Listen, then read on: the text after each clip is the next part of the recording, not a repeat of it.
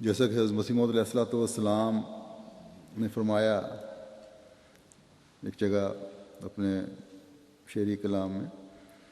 کہ نور لائے آسماں سے، خود بھی وہ ایک نور تھے۔ اور اس زمانے میں حضرت صلی اللہ علیہ وسلم کے غلام صادق کو آپ کی غلامی کی وجہ سے اللہ تعالیٰ نے اس نور سے منور کیا، جیسا کہ آپ فرماتے ہیں اپنے بارے میں کہ آج ان نوروں کا ایک زور ہے اس عاجز میں، دل کو ان نوروں کا ہر رنگ دلایا ہم نے۔ جب سے یہ نور ملا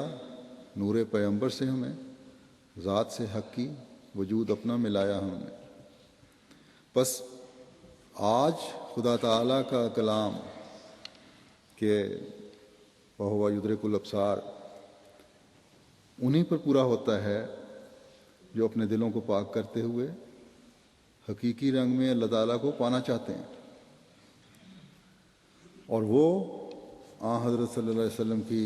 غلامی میں آئے ہوئے زمانے کے امام کو قبول کرتے ہیں، اور پھر خدا تعالیٰ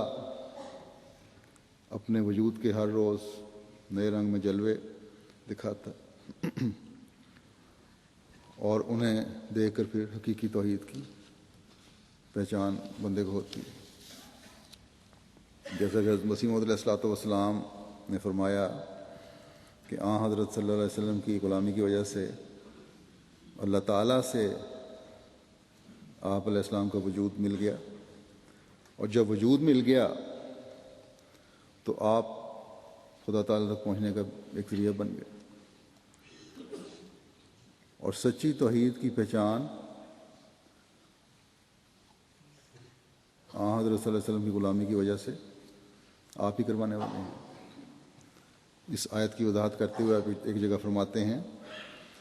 کہ خدا تعالیٰ کی ذات تو مخفی در مخفی اور غیب در غیب اور وراء الورا ہے، بہت چھپی ہوئی، بہت دور ہے، اور کوئی عقل اس کو دریافت نہیں کر سکتی، جیسا کہ وہ خود فرماتا ہے کہ لا تدرکہ الابصار وہو یدرک الابصار، یعنی بصارتیں اور بصیرتیں اس کو پا نہیں سکتی، اور وہ ان کے انتہا کو جانتا ہے اور ان پر غالب ہے۔ بس اس کی توحید محض عقل کے ذریعے سے غیر ممکن ہے، کیونکہ توحید کی حقیقت یہ ہے کہ جیسا کہ انسان آفاقی باطل معبودوں سے کنارہ کرتا ہے، یعنی بتوں یا انسانوں یا سورج چاند وغیرہ کی پرستش سے دستکش ہوتا ہے، ایسا ہی انفسی باطل معبودوں سے پرہیز کرے، یعنی اپنی روحانی جسمانی طاقتوں پر بھروسہ کرنے سے اور ان کے ذریعے سے عجب کی بلا میں گرفتار ہونے سے اپنے تئیں بچاوے۔ بس اس صورت میں ظاہر ہے کہ بجز ترک خودی اور رسول کا دامن پکڑنے کے توحید کامل حاصل نہیں ہو سکتی، اور جو شخص اپنی کسی قوت کو شریک باری ٹھہراتا ہے وہ کیوں کر موحد کہلا سکتا ہے۔ بس یہ ہے اللہ تعالیٰ کی روشنی حاصل کرنے اور خالص توحید قائم کرنے کے لیے ایک بندے کی کوشش کہ پہلے اپنے اندر کے جھوٹے معبودوں کو باہر نکالے۔ کسی کو یہ زوم ہو کہ میں دولت رکھتا ہوں، میں قوم کا لیڈر ہوں اور مسلمان بھی ہوں، اس لیے خدا تعالیٰ کو پا لیا، مجھے کسی چیز کی ضرورت نہیں، تو یہ غلط ہے۔ اگر کسی کو یہ زوم ہے کہ میں دینی علم رکھنے والا ہوں، روحانیت میں میں بڑا پہنچا ہوا ہوں اور ایک قوم میرے پیچھے ہے اور اس وجہ سے مجھے خدا تعالیٰ کا فہم و ادراک حاصل ہو گیا، تو یہ بھی غلط ہے، کیونکہ ان سب باتوں کے پیچھے ایک چھپا ہوا تکبر ہے، جس کی وجہ سے کوئی بھی کام بھی جو ہے وہ نیک نیتی سے نہیں کیا جاتا، چاہے خدا کے نام پر نظام عدل قائم کرنے کی کوشش کی جائے، یا دین کو پھیلانے کی کوشش کی جائے، یا دین کو پھیلانے کا دعویٰ کیا جائے، یا شریعت قائم کرنے کی کوشش کی جائے،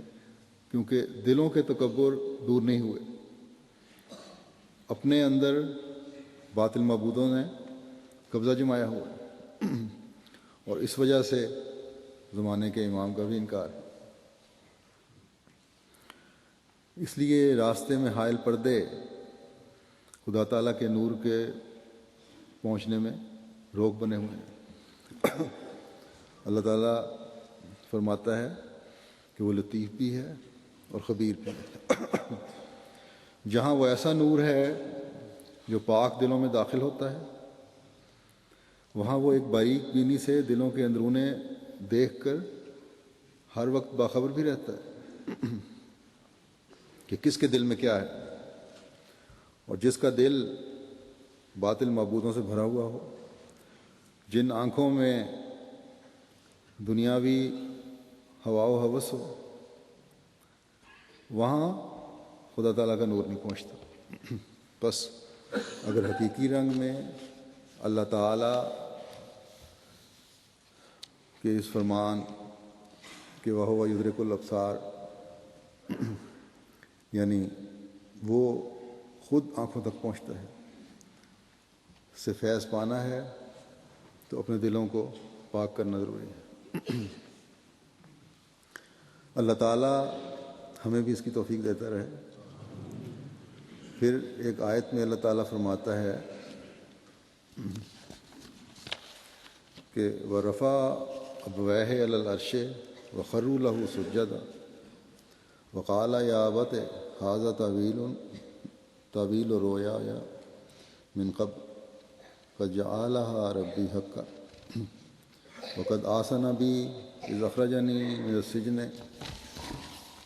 وَجَاءَ بِكُم مِّنَ الْبَدْوِ مِن بَعْدِ أَن نَزَغَ الشَّيْطَانُ بَيْنِي وَبَيْنَ إِخْوَتِي إِنَّ رَبِّي لَطِیفٌ لِمَا یَشَاءُ إِنَّهُ هُوَ الْعَلِیمُ الْحَکِیم۔ یعنی اور اس نے اپنے والدین کو عزت کے ساتھ تخت پر بٹھایا،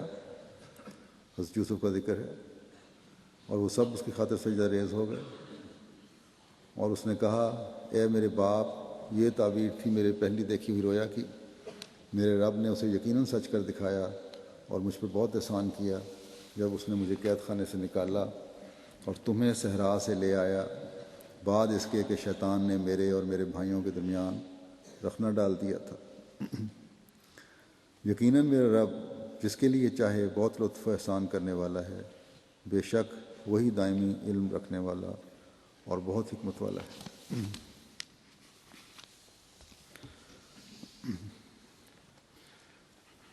یہ سورہ یوسف کی آیت 101 ہے۔ اس آیت میں حضرت یوسف اللہ تعالیٰ کی صفت لطیف کے تحت مہربانیوں اور احسانوں کا ذکر کر رہے ہیں۔ آپ کے پاک دل کی وجہ سے بچپن سے ہی خدا تعالیٰ نے آپ کو رویا سات کر دکھائیں، اور آج جب یہ تمام خاندان اکٹھا ہوا تو بچپن کی رویا جو آج پوری ہو رہی تھی آپ کو یاد آ گئی۔ باوجود بھائیوں کے ظلم کے اللہ تعالیٰ آزمائش اور امتحان کے دور میں آپ کا ولی اور دوست رہا، ہمیشہ آپ کی حفاظت کی، اور آج دنیاوی لحاظ سے بھی اللہ تعالیٰ دنیاوی لحاظ سے اعلیٰ مقام پر فائز ہونے پر بھی اللہ تعالیٰ نے اپنی صفت لطیف کے تحت جو قربانی تھی ان کی تھوڑی بہت، اس کا بے انتہا اجر دیا۔ اور پھر نہ صرف حضرت یوسف کی قربانی کا پھل ان کو ملا، بلکہ حضرت یعقوب کی قربانی کا پھل بھی ان کو ملا، اور آپ کو اتنا عرصہ زندہ رکھا اللہ تعالیٰ نے، اور بیٹے کا وہ دنیاوی مرتبہ بھی دکھایا۔ اور پھر یہ مضمون اللہ تعالیٰ کی صفت کے ان معنوں کی طرف بھی پھرتا ہے کہ خدا تعالیٰ نے ہر آزمائش کے وقت ولی ہوتا ہے، باپ بیٹے دونوں کا ولی رہا اور تکالیف سے نکالتا رہا، صبر اور ہمت اور حوصلے کی توفیق دیتا رہا۔ پھر ان دو اللہ کے مقرب باپ بیٹے کی وجہ سے باقی بیٹوں کی بھی اصلاح کی طرف اصلاح کے سامان پیدا کر دیے،